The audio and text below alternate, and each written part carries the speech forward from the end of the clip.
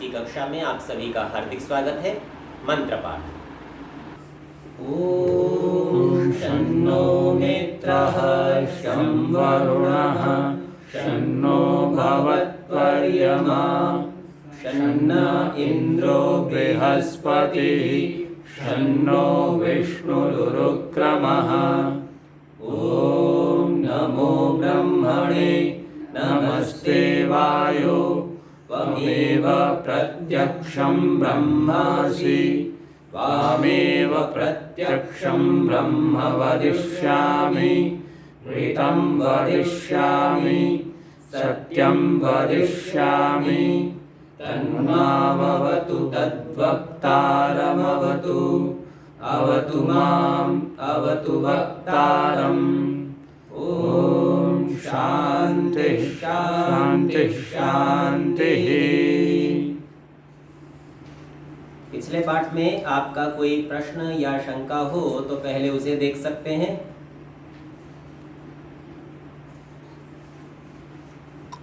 ठीक है, यदि उपस्थित लोगों का कोई प्रश्न नहीं है तो जो लोग इस कक्षा को ऑनलाइन सुन रहे हैं, यदि आपका कोई प्रश्न हो तो कह सकते हैं।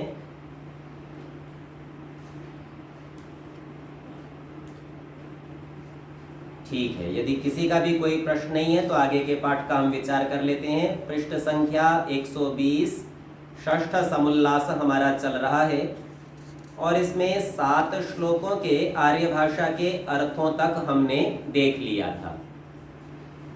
आगे कहते हैं, इसलिए तीनों अर्थात विद्या सभा, धर्म सभा और राज्य सभाओं में मूर्खों को कभी भर्ती न करे, किंतु सदा विद्वान और धार्मिक पुरुषों का स्थापन करे और सब लोग ऐसे, अर्थात अभी ये सभासदों की विशेषताएं बता रहे हैं, कैसे सभासद हो सभा में। तो एक एक श्लोक को देखेंगे और साथ साथ एक एक अर्थ भी देखते चलेंगे। त्रैविद्येभ्यस्त्रयीं विद्यां दंडनीतिं च शाश्वतीं आन्वीक्षिकीं चात्मविद्यां वार्तारंभांश्च लोकतः। त्रैविद्येभ्य, जो 3 विषयों के विशेषज्ञ हैं, त्रैविद हैं, उनसे त्रयीम, त्रय विद्या को सीख ले। दंडनीतिम, दंडनीति को सीख ले। च शाश्वतीम, जो सनातन रहने वाली नियम है, नियमावली है, उसको जान ले, न्याय विद्या। आन्वीक्षिकीम, प्रमाणों से निर्णय निकालना, न्याय दर्शन। च आत्मविद्याम, और ब्रह्म विद्या, आत्मा की विद्या, आत्मा अर्थात आत्मा और परमात्मा दोनों की विद्या। वार्तारंभांश्च, वार्ताओं का, कथाओं का कैसे प्रारंभ करना, बोलने चालने की, व्यवहार की विद्या। वास्तव में ये वार्ता व्यापार के अंतर्गत है, तो व्यापार को सीख लेना। किसी से वार्तालाप करते हैं तभी व्यापार को चला सकते हैं। लोकतः, इसको लोक से, संसार से ही, यानी व्यवहार करते करते ही धीरे धीरे सीख लेना चाहिए। अब इसको आर्य भाषा में हम देखते हैं। ये पृष्ठ संख्या 121 पर इसका अर्थ लिखा हुआ है। और ये जो हमारे मन में बार बार प्रश्न उठते हैं कि 3 वेदों की चर्चा की, 3 वेदों की चर्चा की, यहाँ उसका बड़ा अच्छा स्पष्टीकरण दिया है। ये कहते हैं, राजा और राजसभा के सभासद तब हो सकते हैं कि जब वे चारों वेदों की, तो पहले ही त्रैविद, तीनों को जानने वाले कौन है? जिन्होंने चारों वेद पढ़े हैं। चारों वेदों की कर्मोपासना ज्ञान विद्याओं के, तो 4 वेद में 3 प्रकार की विद्याएं हैं, कर्म, उपासना और ज्ञान। तो 3 विद्याएं होने से चारों वेदों में वो त्रयी कहलाती है, 3 विद्या वाले। पुस्तक 4 है, कोई बात नहीं। चारों वेदों की कर्म, उपासना, ज्ञान विद्याओं के जानने वालों से तीनों विद्या अर्थात कर्म, उपासना और ज्ञान रूप तीनों विद्याओं को सीख ले। सनातन दंडनीति, न्याय विद्या, और चौथी आत्मविद्या अर्थात परमात्मा के गुण, कर्म, स्वभाव। अब यहाँ पुस्तक में अल्प विराम छपने से रह गया है। रूप को यथावत जानने रूप ब्रह्म विद्या, और लोक से वार्ताओं का आरंभ, वार्ताओं का आरंभ कहना और पूछना, सीख कर सभासद व सभापति हो सकें। पिछली कक्षा में भी हमने इसका विचार किया था। राजा बनने की और मंत्रिमंडल में प्रवेश पाने की न्यूनतम योग्यता है वेद पढ़े हो। वेद पढ़े बिना किसी को चुनाव लड़ने का अधिकार भी नहीं होना चाहिए। तो यहाँ हमने देखा ये सब विद्याएं जिनके पास हों वे लोग ही सभासद और सभापति हो सकें, इसके बिना कोई भी अधिकारी न बने।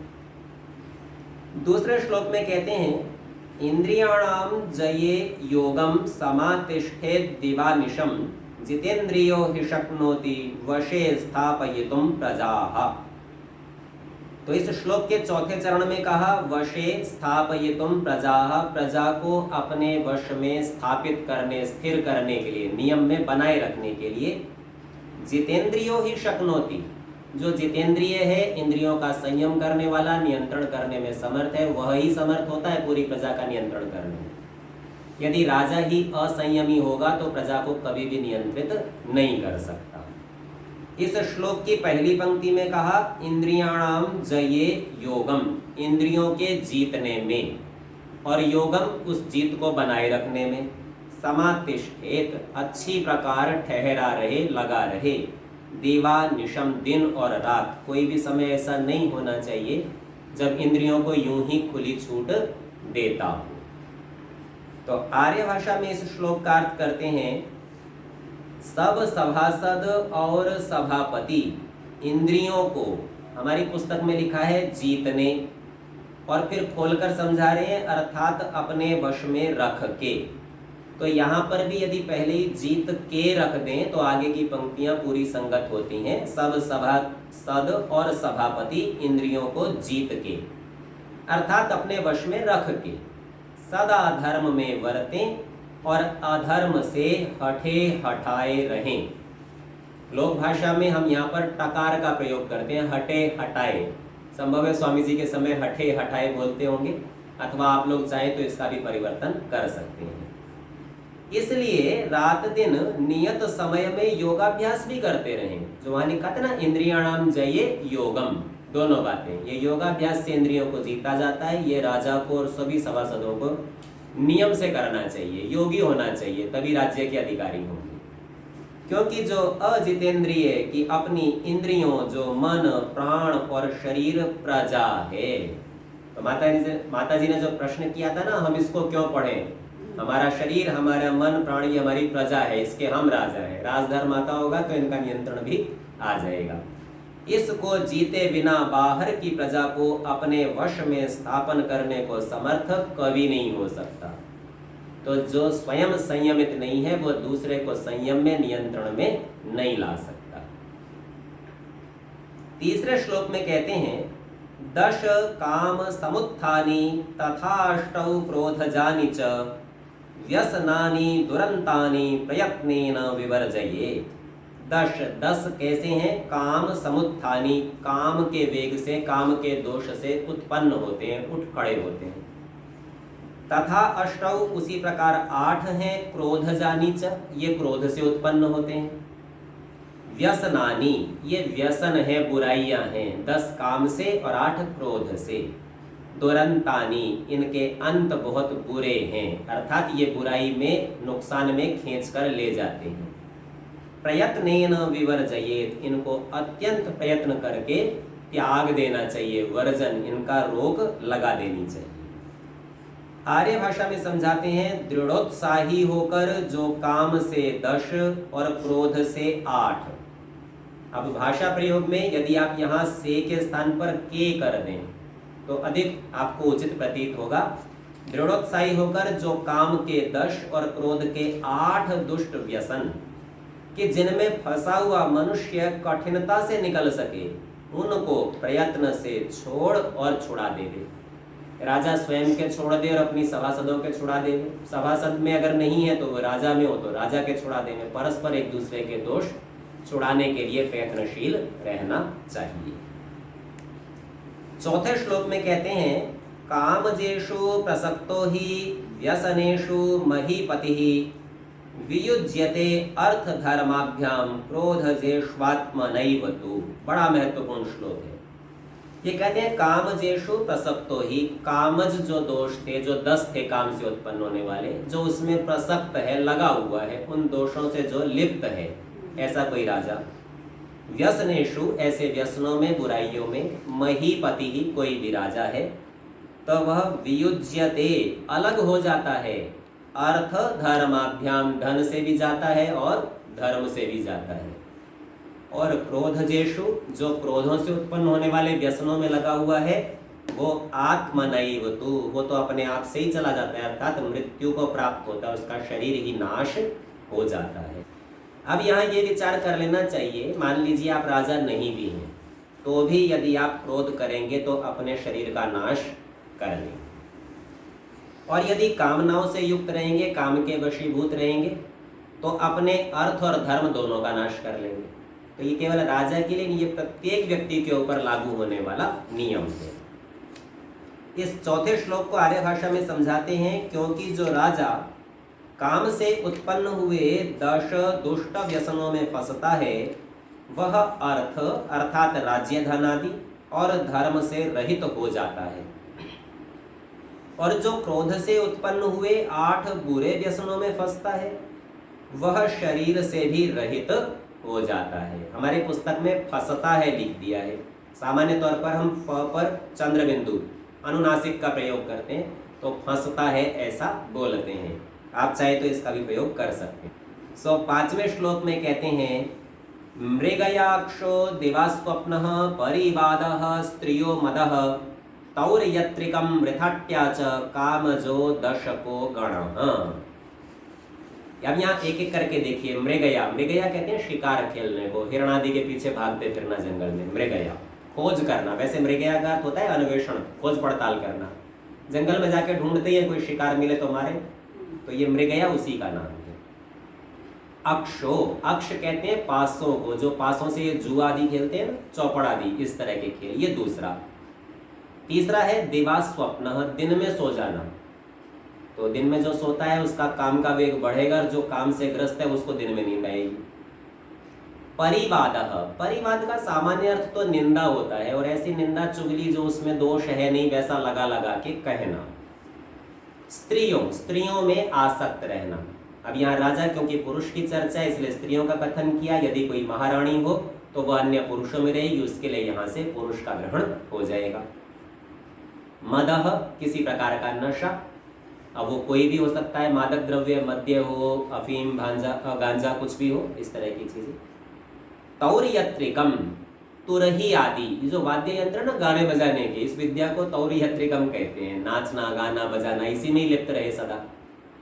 वृथाट्या, वृथा यानी व्यर्थ में, और अट्या कहते हैं घूमने फिरने को, यूं ही बस घूमता है, कोई काम ही नहीं, बस टहल रहा है, प्रकृति का सौंदर्य देख रहा है, शहर में घूम रहा है, बाजार घूम रहा है, कोई काम नहीं है, बस व्यर्थ घूम रहा है।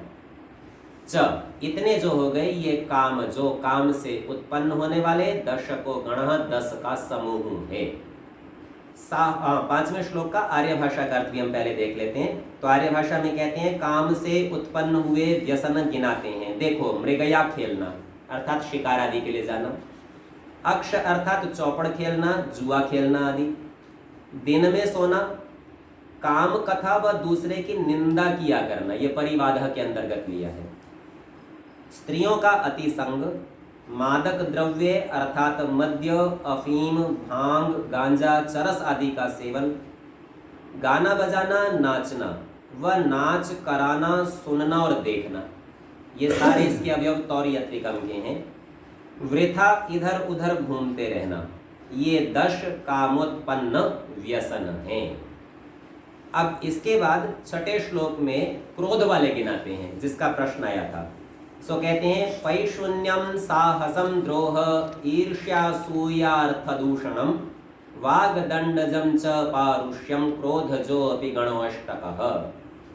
पैशून्यम, पैशून्यम कहते हैं चुगली करना, एक की बात दूसरे से कहना, वो दोष उसमें हो भी सकता है, तो भी दूसरे से कहने का किसी को अधिकार नहीं है। इस प्रकार जो एक की बात दूसरे से कहे उसे पिशुनता, यहाँ पैशून्यम शब्द से कहा।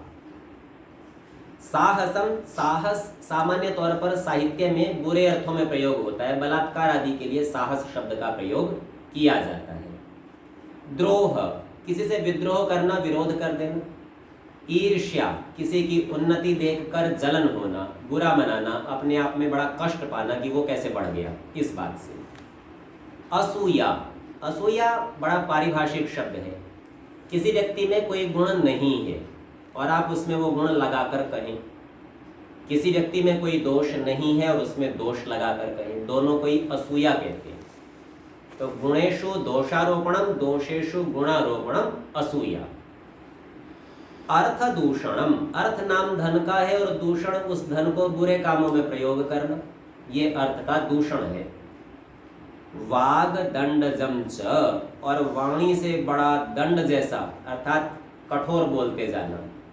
अब इसी से ही मिलता जुलता दूसरा शब्द यहाँ पर है पारुष्यम। पारुष्यम का अर्थ भी कठोर वचन होता है। एक तो होता है कि बात उचित है पर कठोर है, और एक होता है कि बात उचित भी नहीं है और कठोर है। तो इस प्रकार इन दोनों में भेद समझना। पारुष्यम में उचित होती है और कठोर होती है, और वागदंड में कई बार उचित नहीं होती है और कठोर होती है। तो ये सब क्रोध जो अभी गणोष्टक, ये क्रोध से उत्पन्न होने वाले 8 का समूह है, गण है। इस छठे श्लोक का आर्य भाषा में अर्थ देखते हैं। सो कहते हैं क्रोध से उत्पन्न व्यसनों को गिनाते हैं। पैशून्यम अर्थात चुगली करना, साहस बिना विचारे बलात्कार से किसी की स्त्री से बुरा काम करना, द्रोह बराबर का चिन्ह पुनः द्रोह रखना अर्थात विरोध रखना, ईर्ष्या अर्थात दूसरे की बड़ाई व उन्नति देखकर जला करना, असूया दोषों में गुण, गुणों में दोषारोपण करना, अर्थ दूषण अर्थात अधर्मयुक्त बुरे कामों से धन आदि का व्यय करना, वागदंड कठोर वचन बोलना, और पारुष्यम बिना अपराध कड़ा वचन व विशेष दंड देना। ये 8 दुर्गुण क्रोध से उत्पन्न होते हैं। मैंने पारुष्यम में कहा था कि उचित हो और कठोर हो, यहाँ इससे विपरीत है। पारुष्यम का अर्थ है उचित नहीं है, बिना अपराध के कड़ा दंड देना। तो पारुष्यम का अर्थ है अनुचित और कठोर, वागदंड का अर्थ है उचित और कठोर। इस प्रकार ये 8 दुर्गुण क्रोध से उत्पन्न होते हैं। यहाँ जो कोई कोई शब्द आते हैं जैसे साहस आता है, यद्यपि अन्य अर्थों को अलग कर दिया गया है। पुनरपि साहित्य में एक जगह इसकी चर्चा आती है। स्तेयम मनुष्य मारणम परदाराभिमर्शनम असत्यम पारुष्यम चैव साहसम पंचधा स्मृतम। 5 प्रकार का साहस वहां गिनाया रखा है। चोरी कर ली, झूठ बोल दिया, पर स्त्री से संपर्क बना लिया, मनुष्य को ही मार डाला। इस प्रकार के जो ये बलात्कार आदि के काम हैं, ये सब साहस के अंतर्गत गिने जाते हैं। यहाँ पर 7वें श्लोक में कहते हैं द्वयोरप्येतयोर मूलम यम सर्वे कवयो विदुः तम यत्नेन जयेल्लोभम तज्जावेता वुभौ गणौ। अब काम और क्रोध के बता तो दिए 10 और 8 18, लेकिन उनका मूल जड़ बताते हैं ये दोनों होते क्यों हैं। तो कहते हैं द्वयोर अपि एतयोर मूलम, इन दोनों की भी जो जड़ है, मूल है। यम सर्वे कवयो विदुः, जिसको सभी कवि लोग जानते हैं। कवि का अर्थ है क्रांतदर्शी, बड़े विद्वान, आर पार देखने वाले, ऐसे कवि लोग इसको जानते हैं। तम उसको यत्नेन खूब प्रयत्न से जयेत जीत लेना चाहिए। और उसका नाम क्या है इसकी जड़ का? तो कहा लोभम। जो लोभी है उसमें काम और क्रोध दोनों से उत्पन्न होने वाले सभी 18 व्यसन आ जाएंगे। तज्जौ, उसी से उत्पन्न होने वाले एतौ उभौ गणौ, ये दोनों के दोनों समूह उसी लोभ के कारण से उत्पन्न होते हैं। इसीलिए लोभ का सर्वथा त्याग करना चाहिए। जी, इस 7वें श्लोक का आर्य भाषा का अर्थ देखते हैं। सो पृष्ठ संख्या 122 पर है। कहते हैं जिसे सब विद्वान लोग कामज और क्रोधजों का मूल मानते हैं। कामज अर्थात काम से उत्पन्न होने वाले, क्रोधज क्रोध से उत्पन्न होने वाले, इनका मूल जानते हैं कि जिससे ये सब दुर्गुण मनुष्य को प्राप्त होते हैं, उस लोभ को प्रयत्न से छोड़े। तो सबसे पहले लोभ छोड़ दीजिए, काम और क्रोध अपने आप शांत होने लग जाएंगे। ये काम ना इच्छाओं की पूर्ति नहीं हो तो क्रोध पैदा होता है, और इच्छाओं की पूर्ति का नाम काम है, इच्छा होने का नाम काम है। और ये काम भी, इसके लिए गीता में बड़े सुंदर श्लोक आते हैं। ध्यायतो विषयान पुंसः संगस्तेषु उपजायते संगात् संजायते कामः कामात् क्रोधो विजायते, क्रोधात् भवति सम्मोहः, सम्मोहात् स्मृति विभ्रम, स्मृति भ्रंशात् बुद्धिनाशो, बुद्धिनाशात् प्रणश्यति। कोई व्यक्ति जो विषयों का ध्यान करता है तो उन विषयों में उसकी आसक्ति हो जाती है, और जब आसक्ति होती है तो उस आसक्ति से काम पैदा होता है। वो चाहता है अब ये मेरे को बार बार मिले, और उसकी ये इच्छाएं पूरी ना हो तो क्रोध पैदा होता है। क्रोध से बुद्धि का नाश होता है, और क्रमशः होते होते वो व्यक्ति का ही नाश हो जाता है। 8वें श्लोक में बताते हैं, पानम मक्षाः स्त्रियश्चैव मृगया च यथा क्रमम् एतत् कष्टतमं विद्यात् चतुष्कं कामजे गणे। अब काम से उत्पन्न होने वाले तो 10 थे, लेकिन उसमें 4 में कुछ विशेषता है। तो कहते हैं पानम, ये जो मद्यपान आदि है, अक्षाहा जो पासों से जुआ खेलना आदि है, स्त्रियश्चैव और स्त्रियों में, जी हाँ जी माता जी, जी दिन में सोना जो है, हाँ जी दिन में नहीं सोना चाहिए बिल्कुल। ठीक है। अब ये आयुर्वेद शास्त्र का विषय है, और उसके अंतर्गत लिखा है कि ज्येष्ठ मास जो अधिक गर्मी का समय है, वहाँ यदि आप आधा घंटा, पौना घंटा अथवा आवश्यकता से 1 घंटे तक सोएं तो चलता है। लेकिन पूरे वर्ष में वो बस 30 ही दिन है ना ज्येष्ठ मास के।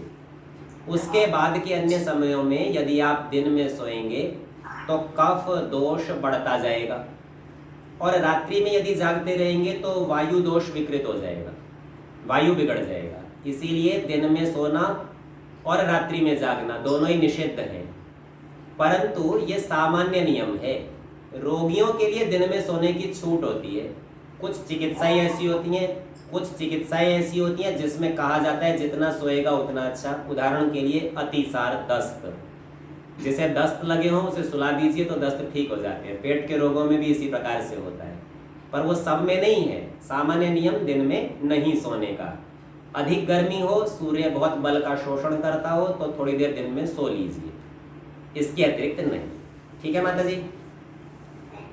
जी, तो हम यहाँ पर देख रहे थे 8वें श्लोक को, जिसमें हमने देखा था पानम मद्यपान आदि करना, अक्षाह पासों से जुए खेलना, स्त्रियश्चैव स्त्रियों में आसक्त रहना, मृगया च शिकार करना, यथा क्रमम ये क्रम से लगाए हैं। तो सबसे खतरनाक पानम है, मद्यपान करना सबसे बुरा। उससे कम बुरा जुआ खेलना, उससे कम बुरा स्त्रियों में आसक्त रहना, और उससे कम बुरा शिकार खेलना। यथा क्रमम अपने क्रम के अनुसार। एतत् कष्टतमम विद्यात् इन चारों को बाकी 18 की तुलना में सबसे अधिक कष्टकर समझना चाहिए। कष्टतमम चतुष्कम इन चारों को, कामजे गणे जो काम के 10 हैं उनमें ये 4 अधिक खतरनाक हैं। 8वें श्लोक का आर्य भाषा का अर्थ देखते हैं। कहते हैं काम के व्यसनों में बड़े दुर्गुण, एक मद्य आदि अर्थात मदकारक द्रव्यों का सेवन, दूसरा पासों आदि से जुआ खेलना, तीसरा स्त्रियों का विशेष संग, चौथा मृगया खेलना। ये 4 महादुष्ट व्यसन हैं। 9वें श्लोक में कहते हैं दंडस्य पातनम चैव वाक्पारुष्यार्थ दूषणे क्रोधजेपि गणे विद्यात् कष्टमेतत् त्रिकं सदा। तो जो क्रोध से उत्पन्न होने वाले 8 का समूह था उसमें 3 को ज्यादा खतरनाक बताया इन्होंने। ये कहते हैं दंडस्य पातनम, दंड देना, कठोर दंड देना, चैव वाक पारुष्यम वाणी से दंड देना, अथवा बहुत ज्यादा कठोर, पारुष्य बड़े कठोर शब्दों का प्रयोग करना, अनुचित कठोर का। अर्थ दूषणे धन का बुरे कामों में व्यय करना। क्रोधजे अपि गणे जो क्रोध से उत्पन्न होने वाले 8 का गण समूह है उनमें विद्यात जानना चाहिए कष्टम बहुत अधिक बुरा, एतत् त्रिकम सदा इन 3 को, त्रिक 3 के समूह को सदा ऐसा समझना चाहिए। आर्य भाषा में श्लोक का अर्थ करते हैं और क्रोधजों में बिना अपराध दंड देना, कठोर वचन बोलना और धन आदि का अन्याय में खर्च करना, ये 3 क्रोध से उत्पन्न हुए बड़े दुखदायक दोष हैं। तो नुकसान तो सभी करेंगे, पर उनमें जो अधिक नुकसान करने वाले हैं उनको अलग से गिनाया। जी हाँ जी, बिना अपराध के दंड देना यानी कि वाक दंड, फिर तो ये वही वाली बात होगी ना, दोबारा उल्टी हो गई। कठोर वचन बोलना या पारुष्य। देखिए अभी इसको फिर स्पष्ट करते हैं। उचित हो और कठोर दंड देना, ये तो है वाक दंड, और अनुचित हो और कठोर बोलना, ये है पारुष्यम। तो जैसे आपने गलती नहीं की, पुनरअपि आपको बहुत डांटना शुरू कर दें, आप में योग्यता नहीं है, आप जानते नहीं, आप सदा गलती करते हैं, ये तो होगा पारुष्यम। और आपने कोई गलती की भी, आपको बोध नहीं था या थोड़ा सावधान नहीं रह सके, गलती थी और फिर भी डांटने लगना, आप हमेशा ही गलती करते हैं, आप कभी ध्यान ही नहीं रखते हैं, तो ये होगा वाक दंड। दोनों में ये भेद है। ठीक है जी। वो मास्टर जी, तो यहाँ इसका हम आर्य भाषा का अर्थ देख लेते हैं। क्रोधजों में बिना अपराध दंड देना, कठोर वचन बोलना और धन आदि का अन्याय में खर्च करना, ये 3 क्रोध से उत्पन्न हुए बड़े दुखदायक दोष हैं। 10वें श्लोक में कहते हैं सप्तकस्यास्य वर्गस्य सर्वत्रैवानुषंगिणः पूर्वं पूर्वं गुरुतरम विद्यात् व्यसनमात्मवान। 4 तो काम वालों में से निकाले और 3 क्रोध वालों में से निकाले, कुल मिला के हो गए 7। अब इनको कह रहे हैं सप्तकस्य, ये जो 7 का समूह बन गया, अस्य इसका, वर्गस्य इस वर्ग का, सर्वत्रैव अनुषंगिण सब जगह ये साथ में जो रहने वाले हैं इस प्रकार के, पूर्वम पूर्वम गुरुतरम, इनमें जो पहले पहले वाला है वो ज्यादा गुरुतर है, ज्यादा खतरनाक है, बुरा है। विद्यात व्यसनम, ऐसा जानना चाहिए ये जो व्यसन है पहला पहला अधिक कठिन है, उत्तरोत्तर कम कठिन कम दुखदायी है। आत्मवान, आत्मवान व्यक्ति को ऐसा जानना चाहिए। आत्मवान से तात्पर्य बुद्धिमान को, जिसके पास विवेक है, जो सोच सकता है। तो इन 7 में आप देखेंगे तो पहला पानम था, मद्यपान, दूसरा जुआ खेलना था, तीसरा स्त्रियों में रक्त रहना था, चौथा शिकार खेलना था। ये पहले 4 काम वाले थे, और बाकी 3 थे उचित कठोर बोलना, अनुचित कठोर बोलना और धन का बुरे कामों में व्यय करना। इन 7 में सबसे बुरा तो मद्यपान है, उसके होते ही बुद्धि भ्रष्ट हो जाएगी और आगे आगे के सारे दोष लगते चले जाएंगे। 10वें श्लोक का आर्य भाषा में अर्थ करते हैं, जो ये 7 दुर्गुण दोनों कामज और क्रोधज दोषों में गिने हैं, इनसे पूर्व पूर्व, इनमें से पूर्व पूर्व अर्थात व्यर्थ व्यय से कठोर वचन, कठोर वचन से अन्याय से दंड देना, इससे मृगया खेलना, इससे स्त्रियों का अत्यंत संग, इससे जुआ अर्थात द्यूत करना और इससे भी मद्य आदि सेवन करना बड़ा दुष्ट व्यसन है। तो यहाँ क्रम से बता दिया, और इसमें कहीं ना कहीं बुद्धि का प्रयोग महत्वपूर्ण है। मद्य का सेवन करते ही बुद्धि का लोप हो जाता है। इसके लिए आयुर्वेद का एक ग्रंथ है शारंगर संहिता, उसमें एक चर्चा आती है, सिद्धांत है, बुद्धिर लुम्पति यद द्रव्यम मदकारी तदुच्यते। जिस द्रव्य से बुद्धि का लोप हो जाता है उसे ही मदकारी कहते हैं, नशा करने वाला। तो यहाँ पानम मद्यपानम आदि हैं, तो इनका सर्वथा त्याग करना चाहिए। 11वें श्लोक में कहते हैं व्यसनस्य च मृत्योश्च व्यसनम कष्टमुच्यते व्यसन्यधोधो व्रजति स्वरयात्य व्यसनी मृतः। बड़ी रोचक शैली में बात कह रहे हैं। ये कहते हैं व्यसनस्य च मृत्योश्च, एक तरफ तो है कि आपको बुराई मिलने वाली है, दुर्गुण लगने वाला है, आदत पड़ेगी बुरी, और दूसरी तरफ आपकी मृत्यु ही हो जाएगी। तो व्यसनस्य च मृत्योश्च, व्यसन और मृत्यु के विषय में कुछ निर्धारण करने लगे हैं। तो कहते हैं व्यसनम कष्टम उच्यते, अधिक खतरनाक व्यसन का दोष का लगना है। मृत्यु खतरनाक नहीं है, मर जाओगे तो कोई चिंता नहीं, पर बुराई नहीं लगनी चाहिए। व्यसनी अधो अधो व्रजति, जो व्यसन में डूबा हुआ है वो तो नीचे नीचे ही गिरता चला जाता है। और स्वर याति अव्यसनी मृतः, जो व्यसन वाला नहीं था ना, वो यदि मर भी गया तो वो स्वर याति सुख को प्राप्त हो जाता है। बिना व्यसन के मर गए तो सुख में जाओगे, और व्यसन के साथ तो नीचे नीचे नीचे ही गिरते चले जाओगे। इसीलिए यदि विकल्प हो ना कि जी साहब या तो आप नशा कर लीजिए या तो मर जाइए, तो मरना स्वीकार करना चाहिए, नशा करना स्वीकार नहीं करना चाहिए। आर्य भाषा में श्लोक का अर्थ करते हैं, इसमें यह निश्चय है कि दुष्ट व्यसन में फंसने से मर जाना अच्छा है, क्योंकि जो दुष्टाचारी पुरुष है वह अधिक जिएगा तो अधिक अधिक पाप करके नीच नीच गति अर्थात अधिक अधिक दुख को प्राप्त होता जाएगा। और जो किसी व्यसन में नहीं फंसा वह मर भी जाएगा तो भी सुख को प्राप्त होता जाएगा।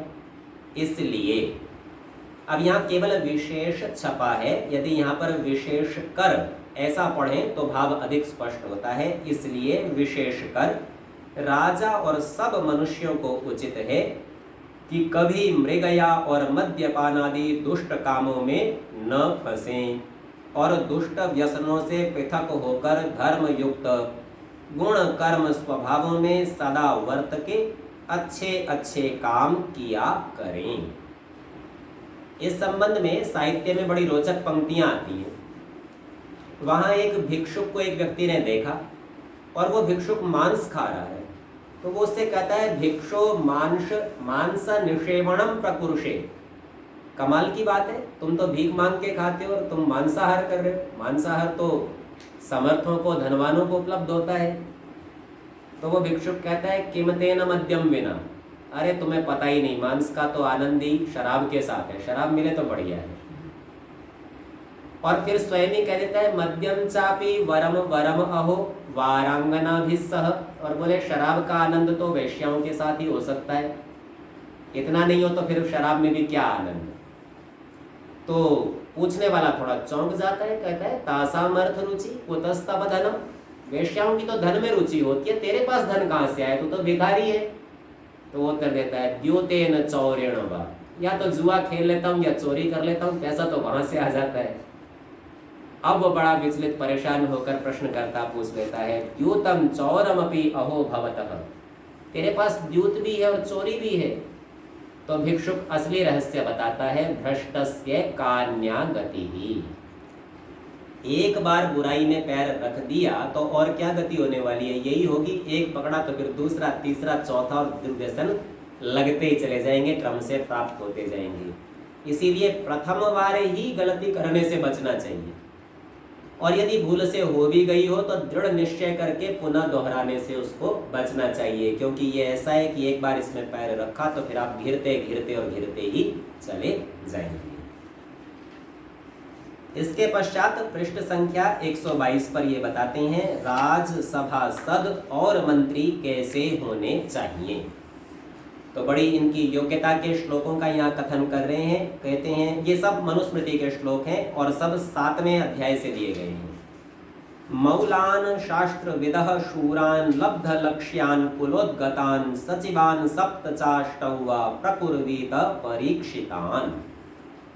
मौलान जो मूल हो, मूल का तात्पर्य उनकी यही जन्मभूमि हो, यहीं के ही मूल निवासी हो, विदेश के नहीं होने चाहिए, सबसे पहली शर्त मौलान मूल हो। और शास्त्र विदः, शास्त्रों के अच्छे जानने वाले हो, शास्त्रों को खूब पढ़े हुए हो, बुद्धिमान हो। शूरान शूरवीर हो, और शूरता कैसी हो, लब्ध लक्ष्यान, अपने लक्ष्यों को उन्होंने प्राप्त किया हो, उपलब्ध किया हो। ऐसा नहीं कि भाई ताकत तो बहुत है, बुद्धि तो बहुत है, पर कभी सफल ही नहीं हुए, ऐसे भी नहीं होने चाहिए। तो अनुभव केवल हारने का नाम नहीं है, विफल होने का नाम नहीं है, अपितु सफल होने का नाम, तभी तो पता चलेगा आपको ठीक से कार्य आता है। तो लब्ध लक्ष्यान, अपने लक्ष्यों को सिद्ध करने में, सफल होने में वो रहे हो। कुलोद्गतान, अच्छे कुलीन हो, उत्तम कुलों में उत्पन्न हुए हो, जिन कुलों में परंपरा रही हो पहले से। तो प्राय करके फौज आदि में तो इसको देखते हैं, यदि पिता दादा फौज में रहे हो तो संतानों को शीघ्र प्रवेश मिलता है। राजसभा में भी इसी प्रकार के, जो राजा के विश्वस्त रहे हो, परंपरा से राजकुलों में रहे हो, ऐसे लोगों को लेना चाहिए। सचिवान, ऐसे मंत्री, सचिव कहते हैं मंत्री को, तो ऐसे मंत्री सप्तचा अष्टवा, 7 या 8, कम से कम 7-8 सचिव।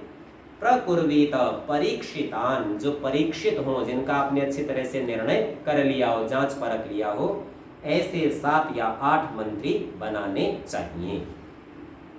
आर्य भाषा में इसका अर्थ नीचे करते हैं, स्वराज्य स्वदेश में उत्पन्न हुए मौलान को कहा, मूल निवासी यहीं के, वेदादि शास्त्रों के जानने वाले, शूरवीर, जिनका लक्ष्य अर्थात विचार निष्फल न हो, अपने विचार को सिद्ध कर सकते हो, लक्ष्यों को प्राप्त कर सकते हो। और कुलीन, अच्छे प्रकार सुपरीक्षित, 7 व 8 उत्तम धार्मिक चतुर सचिवान अर्थात मंत्री करे। सचिव मंत्री को कहते हैं, ऐसे करने चाहिए। दूसरे श्लोक में कहते हैं, कारण बता रहे हैं कि क्यों करने चाहिए। अपि यत् सुकरम कर्म तदप्येकेन दुष्करम विशेषतो असहायेन किंतु राज्यम महोदयम। अपि यत् सुकरम कर्म, जो बहुत सुकर है, आसानी से किया जाने वाला काम है, ऐसा भी कोई काम हो, तदपि वह भी, एकेन दुष्करम, अकेले को करना पड़े तो बड़ा जोर पड़ेगा, और सहयोगी हो तो सरल हो जाएगा।